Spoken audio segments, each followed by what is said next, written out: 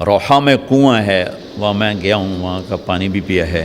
وہاں 70 نبیوں نے قیام کیا ہے حج کے دوران، حج پر جاتے اور آتے ہوئے وہاں اس وہاں آپ نے بھی قیام فرمایا، رات بھی ٹھہرے، اور اب انہوں نے وہ ایک موٹر لگا دی جس سے پانی باہر نکل آتا ہے سعودی گورنمنٹ نے۔ روحا سے چل کر آپ عثایا پہنچ، عثایا سے عرج پہنچے، عرج سے ابوا پہنچے۔ ابوا پہنچے تو سامنے بستی تھی جہاں آپ کے سارے انتظام کیے گئے تھے رہائش کے، اور یہ قافلہ 12,000 کا اب 60-70,000 کا ہو چکا تھا۔ تو ابوا میں آپ کی والدہ کی قبر ہے، حضرت آمنہ رضی اللہ تعالیٰ عنہ کی قبر مبارک ہے۔ تو آپ سڑک سے یوں ہٹ گئے، اندر پہاڑوں میں چلے گئے۔ تو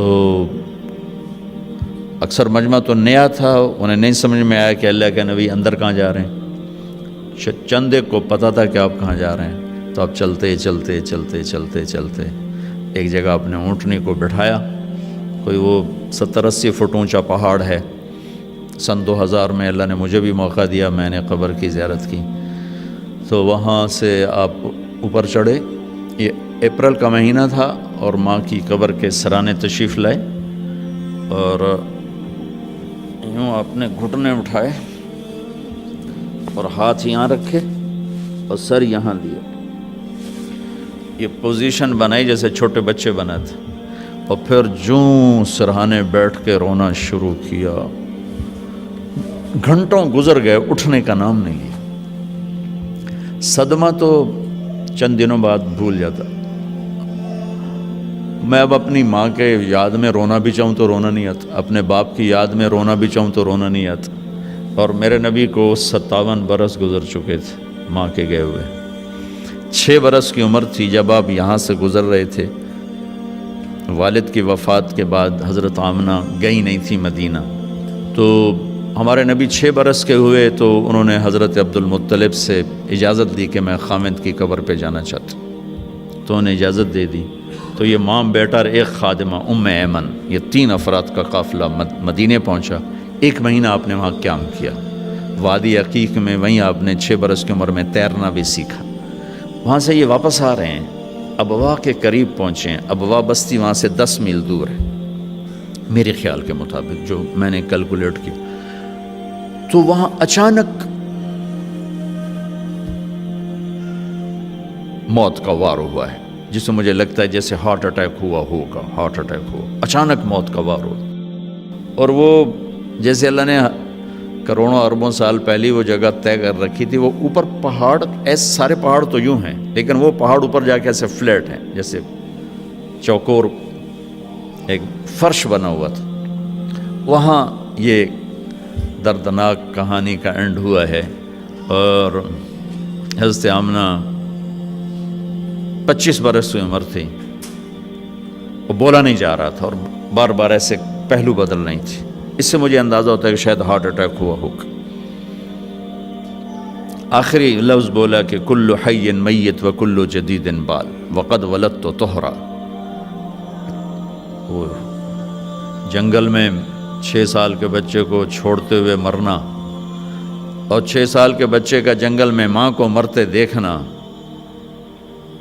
اس خوبصورت ہوٹل میں آپ کیسے جان سکتے ہیں وہ اس جگہ کا درد جو میں نے اپنی آنکھوں سے دیکھا۔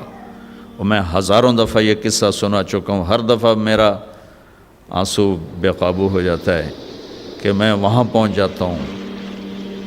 زندگی سوری سفروں میں گزر گئی،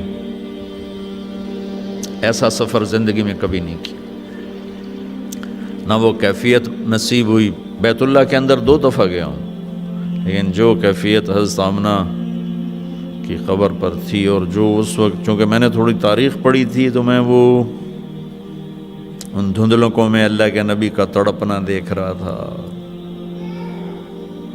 کیسے اب ماما کہہ رہے تھے، اور پھر چاروں طرف ایسے کالے پہاڑ ہیں، خوف آتا۔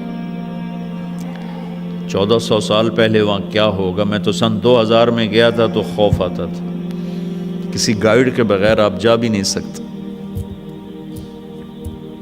اوہو بیٹا، ہر زندہ نے مرنا ہے اور ہر جوانی نے ڈھلنا ہے۔ مجھے لگتا ہے تیری ماں کا وقت آ چکا ہے۔ اور میں نے ایک بچہ جنا ہے جو ایک دن سارے عالم کو روشن کرے گا، سارے عالم کو پاک کرے گا۔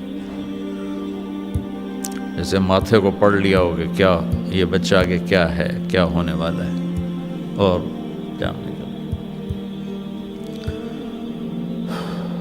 شاید پتھر جوڑ کے دفن کر دیا، یا کوئی گزرے ہوں گے ان سے مدد لی ہوگی۔ یہ عقدہ آج تک حل نہیں ہوا کہ کس نے وہاں مدد کی ان کو وہاں دفن کرنے میں۔ کوئی راہ گورا گزرے یا کیا ہوا اللہ ہی جانے، کوئی کتاب سے کوئی مدد نہیں ملی۔ نیچے اترے تو آپ ہمارے نبی نے پھر دوڑ لگائی اور اوپر چڑھ گئے۔ میرے نبی نے کہا جب تم پہ صدمے آئے تو میرے صدمے یاد کرنا، تمہارے اپنے غم بڑے ہلکے ہو جائیں گے۔ تو آپ پھر بھاگ کے اوپر چڑھے۔ آپ اس بچے کا تصور کرو جس نے باپ دیکھا نہیں،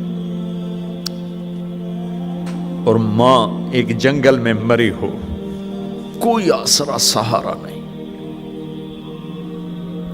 جب ام ایمن اوپر پہنچی ہیں تو ایک دردناک منظر تھا۔ اللہ کے نبی ماں کی قبر کو چمٹ کر یوں اوپر لیٹے ہوئے،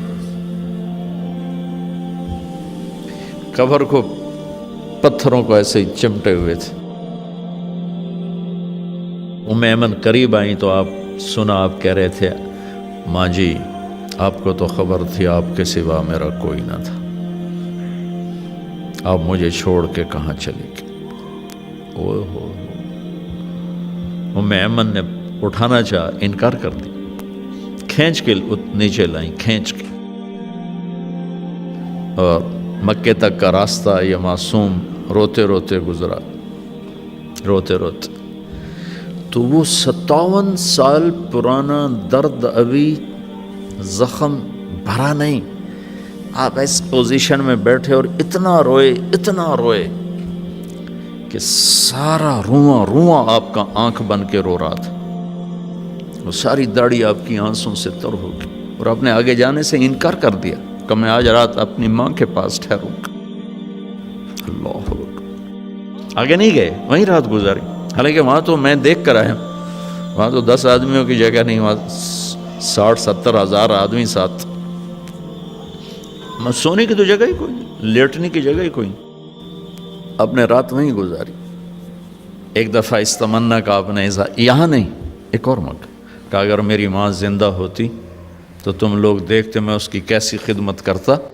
میں عشاء کی نماز کے مصلی پر ہوتا اور میں سورۃ فاتحہ شروع کر چکا تھا، فرض نماز، اور مسجد میں باجماعت نماز، اور میں سورۃ فاتحہ پڑھ رہا ہوتا اور ادھر سے آواز آتی بیٹا محمد، تو میں نماز توڑ کے کہتا لبیک ماں جی، میں حاضر ہوں ماں جی۔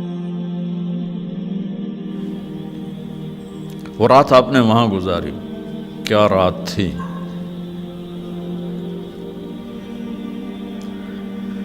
ابواس سے چلے تو آپ عصفان پہنچے۔